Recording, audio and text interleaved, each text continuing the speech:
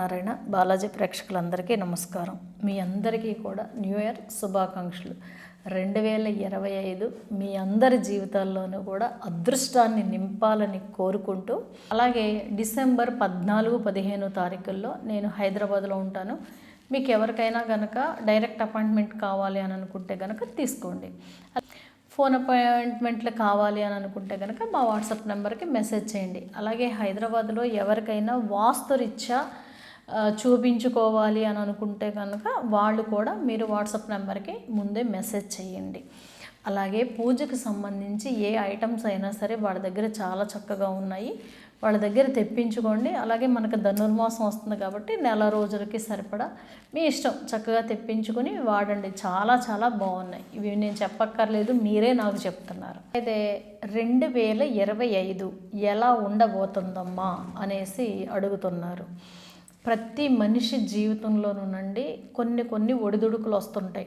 కొన్ని సంవత్సరాలు బాగుంటాం, కొన్ని సంవత్సరాలు కష్టాలు అనుభవించడం అనేది ఉంటుంది. అలాగే మనకి రేపు వచ్చే సంవత్సరం ఒక రకంగా చెప్పాలంటే కొంచెం ఇబ్బందులు ఎక్కువగానే ఉంటాయని చెప్పవచ్చు. ఏంటి అని అంటే మానసిక ఒత్తిళ్ళు ఎక్కువగా ఉంటాయి, ఆర్థిక నష్టాలు ఎక్కువగా ఉంటాయి. తర్వాత పిల్లలు అంటే ఆడపిల్లలు కావచ్చు, మగపిల్లలు కావచ్చు, కొన్ని వ్యసనాలకి బానిసైపోయే అవకాశాలు ఉంటాయి. అందులోనూ భార్యాభర్తల మధ్యన ఎక్కువ శాతం గొడవలు అయిపోయే అవకాశాలు ఉంటాయి. వ్యాపారాలు చిన్న సంస్థలు అయితే చాలా మటుకు దెబ్బతినేస్తాయి.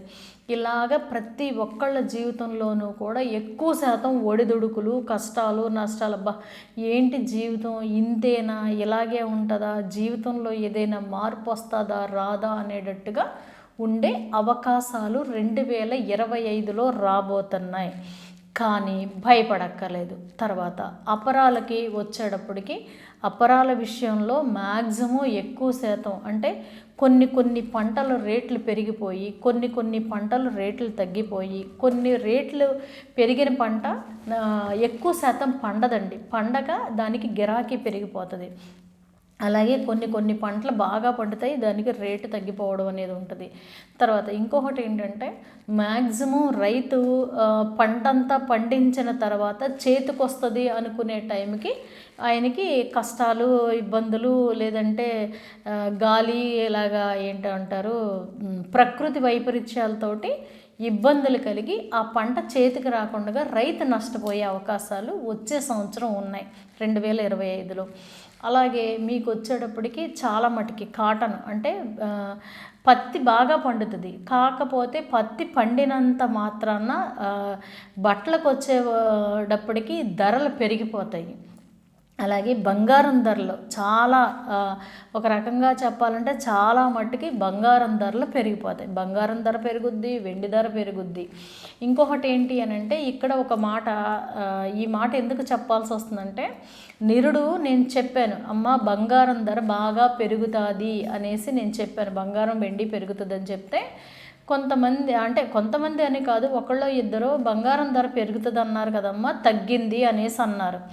మీరు గనక 2024 స్టార్టింగ్ నుంచి ఎండింగ్ ఏది మనకి డిసెంబర్ 31 వరకు చూసుకోండి, బంగారం ధరలు ఎన్నిసార్లుగా, ఎన్ని రకాలుగా, ఎన్ని తపాలుగా పెరిగిందన్నది మీకే అర్థమవుతుంది. ఇది మరి నాకు ఆ భగవంతుడి దయ వల్ల న్యూమరాలజీ ప్రకారం నేను మీకు చెప్పడం అనేది జరిగింది కదా. ఎంత పెరిగింది మీకు బిస్కెట్కి వచ్చేటప్పటికి దగ్గర 2 లక్షల దాకా పెరగడం అనేది జరిగింది. మరి అది ఎంత పెరిగినట్టు సామాన్యుడు కొనుక్కోగలడా?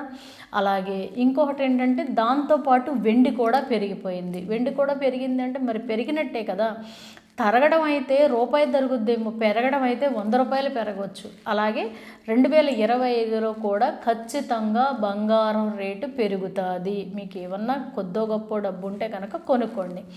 అలాగే ఆర్థిక ఇబ్బందులు వస్తాయని చెప్తున్నాను. దానివలన మీ దగ్గర చేతిలో క్యాష్ పెట్టుకుంటే, ఎందుకంటే ప్రతి ఒక్కళ్ళ జీవితంలోనూ కూడా ఆర్థికంగా ఇబ్బందుల్లో ఉంటారు. కాబట్టి ఎవరికైనా కష్టం వస్తే ఆ కష్టానికి ఎవరినైనా అడిగితే ఇచ్చే పరిస్థితి లేకపోగా ఇవ్వాల్సి వస్తే ఎక్కువ వడ్డీ తీసుకుని ఇస్తారు. ఆ తర్వాత మనం ఇబ్బందులు పాలైపోతాం. అందు గురించే మీరు సంపాదించిన సంపాదనలో కొద్దో గొప్ప పక్కన డబ్బులు పెట్టుకున్నారనుకోండి, అవి మావి కాదు అని అనుకుంటే మీకు స్వామి దయ వల్ల కష్టం రాకూడదనే నేను పరిహారాలు కూడా చెప్తున్నాను.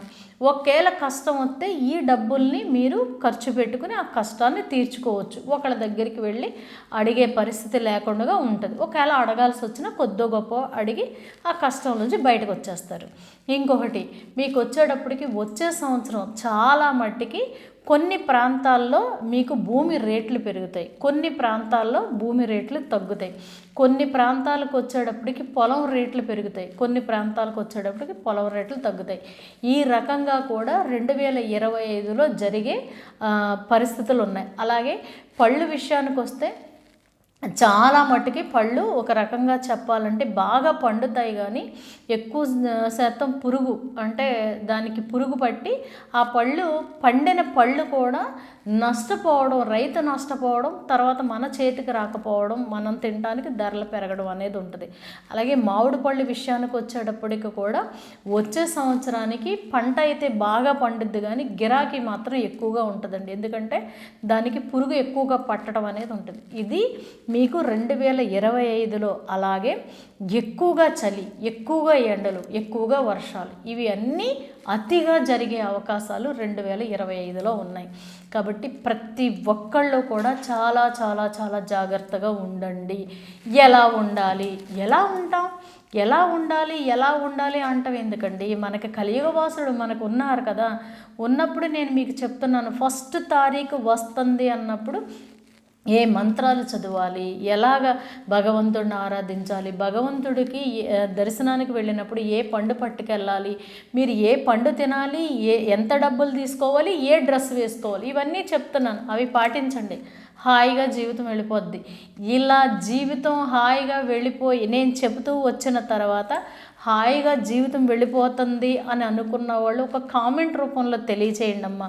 నిజమే కదా, నేను చెబుతున్నాను, స్వామి చేస్తున్నారని నేను నమ్మటంతో పాటు జనం కూడా నమ్ముతారు. అది వేరే వాళ్ళకి బలాన్ని ఇచ్చి వాళ్ళ జీవితంలో కూడా ఆ పరిహారాలు పాటించి చక్కటి అదృష్టానికి వాళ్ళు వెళ్ళేలాగా చూసే ప్రయత్నం మీరు చేసిన వాళ్ళు అవుతారు. కాబట్టి 2025 మీ అందరి జీవితాల్లోనూ అదృష్టాన్ని ఇవ్వాలని కోరుకుంటూ మీ అందరికీ కూడా న్యూ ఇయర్ విశేషాలు తెలుపుతూ అలాగే మీకు వచ్చేటప్పటికి ఇవన్నీ నేను చెప్పుకుంటా వచ్చాను కదా. ఇక్కడ ఒకటి గుర్తుంచుకోవాలి, ఏంటి అని అంటే, మీకు ఇదే ఇయర్ వచ్చినప్పుడు అంటే 2016లో వచ్చినప్పుడు మనకి ఆర్థికంగా చాలా చాలా ఇబ్బందుల్లోకి వెళ్ళి చాలా మలుపు తిరగడం అనేది జరిగింది. అది ఏంటి అని అంటే, 1000 రూపాయల నోటుని బ్యాన్ చేశారు. బ్యాన్ చేయడం తర్వాత ఒక రకంగా చెప్పాలంటే అందరిలోనూ కూడా అల్లకల్లోలం, అంటే దాచుకున్న నోట్లని తీసుకెళ్ళి బ్యాంకుల్లో ఇచ్చేసేసి అది బ్యాన్ చేశాక కొంచెం ఇబ్బందులు, తర్వాత కొన్ని రోజులకి మీకు 2000 నోటుని మళ్ళీ కేంద్ర ప్రభుత్వం రిలీజ్ చేయడం అనేది జరిగింది. ఇది ఎప్పుడు జరిగింది అని అంటే 2016లో జరిగింది. మొత్తం టోటల్ కలిపితే 9 వస్తుంది. మీకు అదే రకంగా ఇప్పుడు గనక కౌంట్ చేసుకున్నట్టయితే 2025 కూడా మీకు ఇయర్ 9 వస్తుంది. అంటే అప్పట్లో చూసారా, ఆ ఇయర్ చాలా చాలా ఇబ్బంది కలిగిన పరిస్థితుల్ని చాలామంది మన మొత్తం ఇండియా అంతా పరిస్థితిని ఎదుర్కొన్నారు, చిన్నవాళ్ళ కాడి నుంచి పెద్దవాళ్ళ వరకు. అలాంటిది వస్తుందని నేను చెప్పను. అంటే కొన్ని మార్పులు వస్తాయి. అలాంటి టైంలో ఏంటంటే ఆర్థికంగా ఇబ్బందులు చాలా మట్టుకి చూడాల్సిన పరిస్థితి వస్తుంది. అంటే ఇంటి నుంచి వచ్చే పరిస్థితులు వేరు, దేశం నుంచి వచ్చే పరిస్థితులు వేరు. ఎందుకనంటే 2016 అనేది మొత్తం ప్రపంచం అంతా నడుస్తుంది, అలాగే 2025 ప్రపంచం అంతా నడుస్తుంది. కాబట్టి ఈ రకంగా ప్రపంచం అంతా డేట్ మారుతుంది, ఇయర్ మారుతుంది. కాబట్టి అక్కడక్కడ పరిస్థితులను బట్టి ఆర్థిక నష్టాలు వచ్చే అవకాశాలు ఉంటాయి. అందుగురించే మీకు నేను చూసుకుని మీకు నేను చెప్పడం అనేది ఉంటుంది. కాబట్టి ప్రతి ఒక్కళ్ళు కూడా దీనివలన మంచే జరిగింది, కానీ కొంచెం మనం ఇబ్బంది పడడం అయితే కొంతమంది ఇబ్బంది పడ్డామమ్మా అనేసి అన్నారు. అలాంటిది రేపు వచ్చే ఇయర్ ఉండబోతుంది. అంటే డబ్బులు ఇలాగ ఆపేస్తారు ఇది అన్నది కాదు, ఏ రకంగా వస్తుంది అన్నది తెలియదు. కాబట్టి ప్రతి ఒక్కళ్ళు కూడా జాగ్రత్తగా ఉండాలి. 2016లో ఆర్థికంగా మీకు డబ్బులు బ్యాన్ చేయడం అనేది జరిగింది. 2025లో ఏం జరుగుతుంది అన్నది పక్కన పెడితే వ్యాపారంలో కానీ ఇందులో డబ్బు పరంగా ఇబ్బందులు కలిగే అవకాశాలు ఉన్నాయి. కాబట్టి దాన్ని మీరు అధిగమించి భగవంతుడిని అధిగమించాలి అంటే భగవంతుడి పాదాలు పట్టుకొని భగవంతుడిని ఆరాధిస్తే సరిపోతుంది, భయపడక్కర్లేదు. కానీ ఒకటి గుర్తుంచుకోండమ్మా, ఇవన్నీ నేను చెప్పానని మాత్రం భయపడక్కర్లేదు. ఎందుకనంటే భగవంతుడు కలియుగవాసుడు మనకున్నారు. నేను చెప్పిన రెమెడీస్ చేసుకోండి. చక్కగా అందరికీ వర్తించే రెమెడీస్ కొన్ని చెప్తాను. నా దగ్గరికి వచ్చిన వాళ్ళకి కొన్ని రెమెడీస్ చెప్తాను. దాని ద్వారా వాళ్ళు బాగుపడతారు. ఇలా మొత్తం అందరికీ చెప్పిన రెమెడీస్కి అందరూ బాగుపడతారు. కాబట్టి 2025లో అందరూ సంతోషంగా ఉండాలని కోరుకుంటూ అందరి జీవితంలోనూ కూడా స్వామి ఆశీస్సులు పుష్కలంగా ఉండాలని కోరుకుంటూ జై శ్రీమన్నారాయణ.